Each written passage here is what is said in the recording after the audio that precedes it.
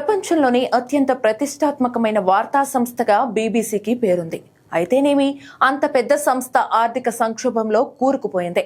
దీనికి కోర్టు కేసులు తోడయ్యాయి. అయితే వీటి ప్రభావం సంస్థ ఉద్యోగుల జీవితాలపై పడుతోంది. 2000 మంది ఉద్యోగులను తొలగించాలని నిర్ణయించడం పరిస్థితికి అద్దం పడుతోంది. ఆ సంస్థ మునుపెన్నడూ లేని విధంగా ప్రమాదంలో ఉంది అని తన వార్షిక ప్రణాళికలో స్వయంగా హెచ్చరించింది. బీబీసీ ఆదాయంలో సుమారు 100 కోట్ల పౌండ్లు అంటే దాదాపు 10,000 కోట్ల రూపాయల తగ్గుదల కనిపించింది. ఈ నేపథ్యంలో తన వార్షిక బడ్జెట్లో దాదాపు 10% ఆదా చేయాలని లక్ష్యంగా పెట్టుకుంది. ఇందులో భాగంగా రాబోయే 2 ఏళ్లలో ఈ 2,000 ఉద్యోగాల కోతలను అమలు చేయనుంది.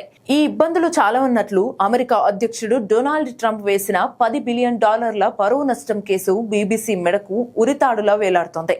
గత ఏడాది జనవరి 6న ట్రంప్ మద్దతుదారుల క్యాపిటల్ దాడికి సంబంధించిన ఒక డాక్యుమెంటరీలో బీబీసీ తప్పుదోవ పట్టించేలా ఎడిటింగ్ చేసిందని ట్రంప్ కోర్టుకెక్కాడు. బీబీసీకి ప్రధాన ఆదాయ వనరు వీక్షకులు చెల్లించే వార్షిక లైసెన్స్ ఫీజు. అయితే ఇప్పుడు ప్రేక్షకులు సాంప్రదాయక టీవీలకు దూరం అవుతుండటంతో బీబీసీ రెవెన్యూ మోడల్ ఒత్తిడిని ఎదుర్కొంటోంది. బ్రిటన్ ప్రభుత్వం కూడా ఈ లైసెన్స్ ఫీజు విధానాన్ని రద్దు చేసే ఆలోచనలో ఉన్నట్లు సంకేతాలు ఇవ్వడంతో బీబీసీ భవిష్యత్తు మనుగడపై తీవ్ర ఆందోళనలు నెలకొన్నాయి.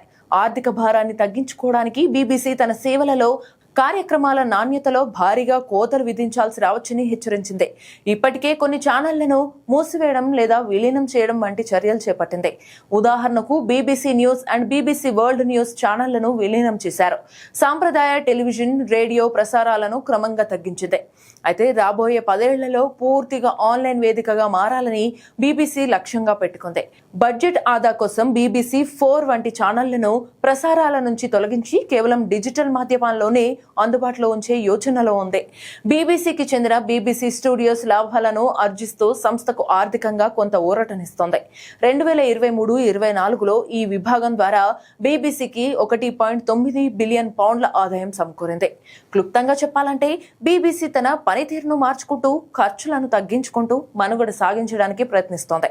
ఈ సంస్థ పూర్తిగా మూతపడకపోవచ్చు, కానీ మనం చూస్తున్న ప్రస్తుత రూపంలో కాకుండా భవిష్యత్తులో కేవలం ఒక డిజిటల్ ఆన్లైన్ సంస్థగా మాత్రమే మిగిలే అవకాశం అయితే ఉంది.